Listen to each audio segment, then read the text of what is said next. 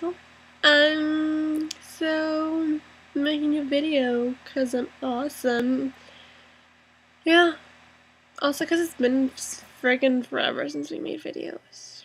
I think it's mostly because, like, anything that is interesting, if it happens, I'll text you about it. And then I'll call you about it. And then I'll text you about it again.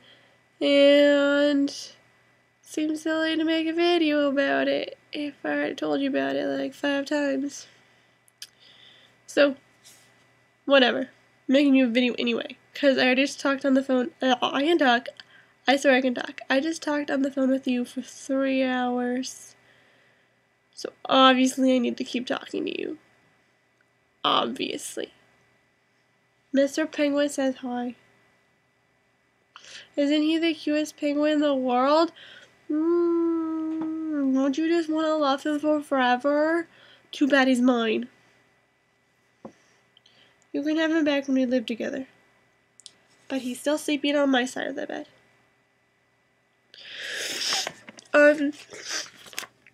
Dude, I was looking at the thumbnails for the past videos I made because I pulled up the movie program, and my hair used to be like freakishly blue, and now it's not blue. Like, it's practically blonde or something. Look at that.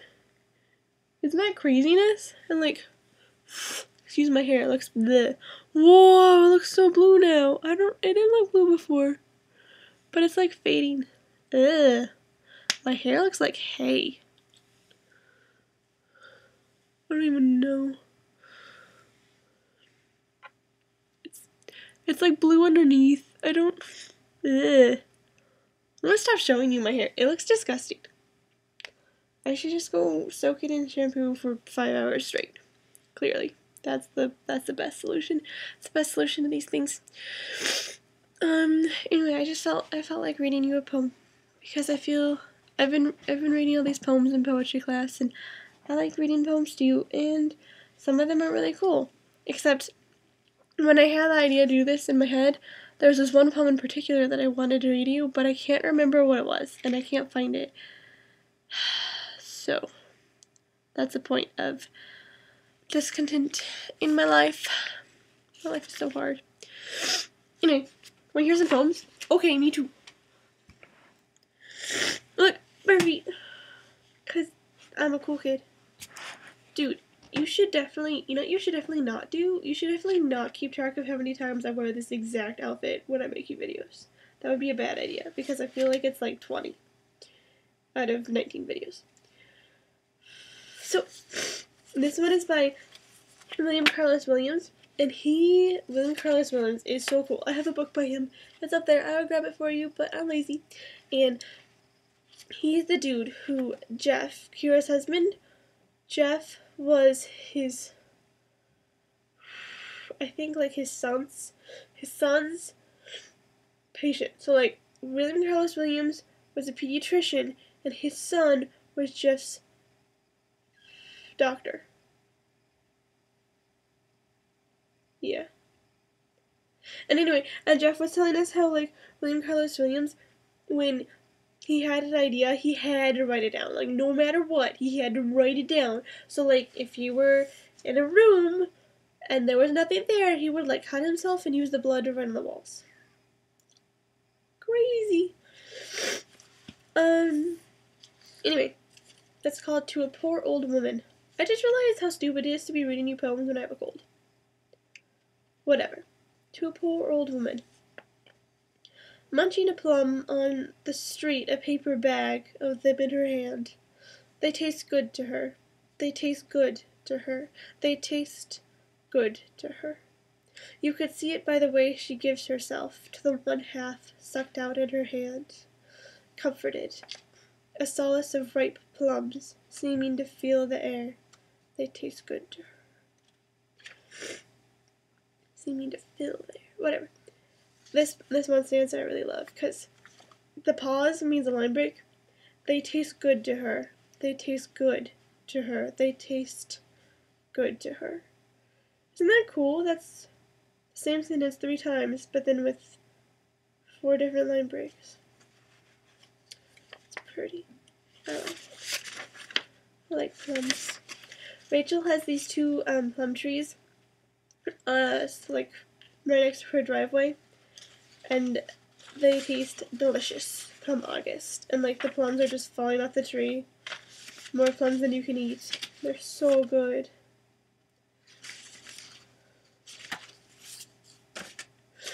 Ooh, I really like this one. It's called the Wild Rose Bush. Undone chore, pruning the wild rose bush. If I had pruned the wild rose bush today, my life could continue walking on new stilts. I would have a better view of the future and be able to go further than I can imagine at this moment. But the bush has been pruned many times already. It has lived through 60 years of childhood.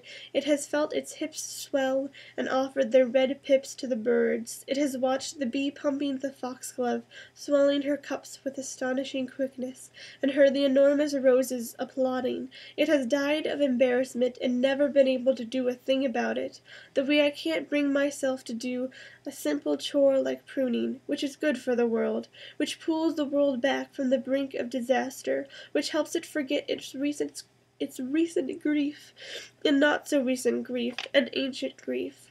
You can hardly call me human, though I own a pair of clippers. I have never suffered, and I have never known a hero. My father never said or did anything of interest. He never said, "If you are angry, pour everything you have never eaten into the sea. Let the sea foam at the mouth. Keep your own lips clean." He never said that. He just sat in a comfortable chair and let the news slip out of his hands and onto the floor. He could not compete with it. He didn't even try. He seemed to reach a point where he realized the news would go on without him, long after his little nap, and later his death.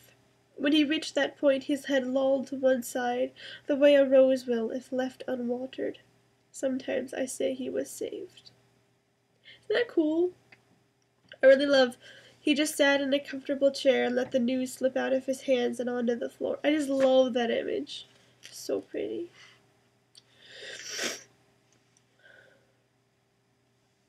I've never read this poem. I'll read it to you now. For the first time. Faraway places. We were very young and lived in Paris, and one evening danced on tabletops with roses in our mouths. Nights you spent with men who cradled your drunken head. One dawn you showed up looking beaten at my door, and I offered you a shower. You wore my father's bathrobe, and when I begged you to suck my breasts, you declined.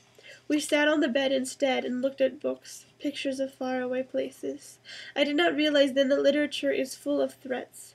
I worship books as duly as I did my father. Dante says the hottest place in hell is reserved for those who in times of great crisis remain neutral. Where does that leave God? In the end your memory went first. What greater crisis?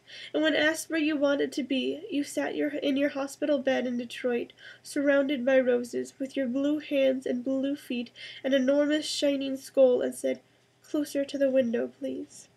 Nowhere else could you see the winter sparrow in the winter grass, the operatic city topped by a cloud or two, and its river appearing to be still. Well, that was uplifting.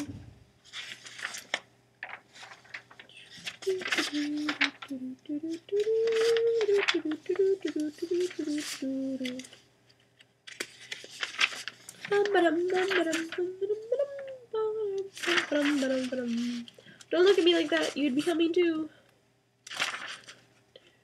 I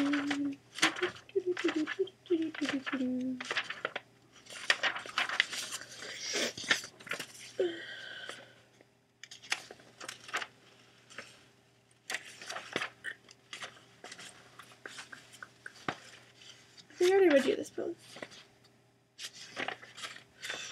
Otherwise, I would read it to you again. Because I love you like that. I don't think there are any more poems I want to read you in this. I don't think this one has any either, but I'm going to look just in case. Because I feel like that poem I want to read you has to be somewhere. But I don't know where it is.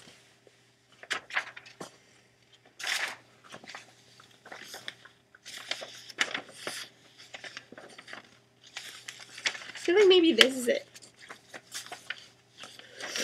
I think this is it.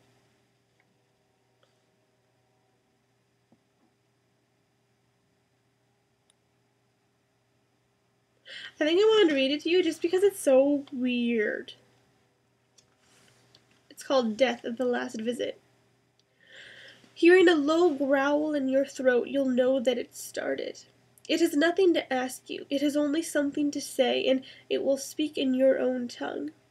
Locking its arm around you, it will hold you as long as you ever wanted, only this time it will be long enough. It will not let go. Burying your face in its dark shoulder, you'll smell mud and hair and water. You'll taste your mother's sour nipple, your favorite salty cock, and swallow a word you thought you'd spit out once and be done with. Through half-closed eyes you'll see that its shadow looks like yours, a perfect fit. You could weep with gratefulness. It will take you as you like it best, hard and fast as a slap across your face, or so sweet and slow you'll scream, give it to me, until it does. Nothing will ever reach this deep. Nothing will ever clinch this hard. At last the little girls are clapping, shouting. Someone has pulled the drawstring of your gym bag closed enough and tight. At last, someone has knotted the lace of your shoe so it won't ever come undone. Even as you turn into it, even as you begin to feel yourself stop, you'll whistle with amazement between your residual teeth. Oh, Jesus. Oh, sweetheart. Oh, Holy Mother. Nothing, nothing, nothing ever felt this good. I'm kind of fucked up, but intriguing. Yeah, I think that's it. This video is 12 minutes. What happened? It's a little ridiculous. It's a little ridiculous. Just saying. Anyway, I didn't put any makeup on cause I got lazy. Anyway, I love you. I love you with all my heart. All of it.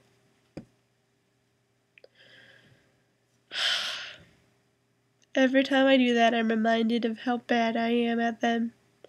I never do them anymore except when we're like Skyping or when I'm making a video, so I don't remember.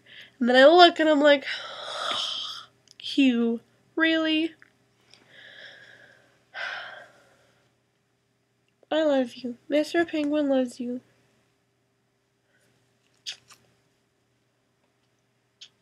I love you, Mr. Penguin. I love you. I love you with all my heart. Why is it even hard to say goodbye to you when I'm making you a video? What is up with that? I think you just texted me though. You did. I love it when you text me. It makes me happy. You're like, it's 7:30 and still light out. What's going on? I don't know. Because it's not light out here, even though it's like 10 o'clock. Clearly it should be light out. Clearly it should be light out all the time. You know what's exciting about summer? When we're together, that summer, that time, that when it's awesome, it's going to be light out until like 9. I'm excited. I love sunshine. I love you. How many times can I say that? I love you, I love you, I love you, I love you, I love you, I love you, I love you, I love you, I love you, I love you. La la love you. La la la la la la love you. I really have to go. I really have to do like physics. I was just distracting myself by making a video. I love you.